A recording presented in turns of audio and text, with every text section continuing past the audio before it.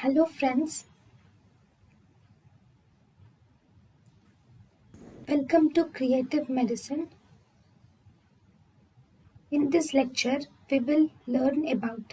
Hello friends, let us now learn some important points about cyproheptadine.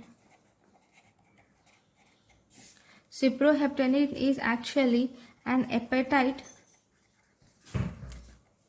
It is an antihistaminic H1 blocker and it has appetite stimulating effect. Because it has appetite stimulating effect, it is used to promote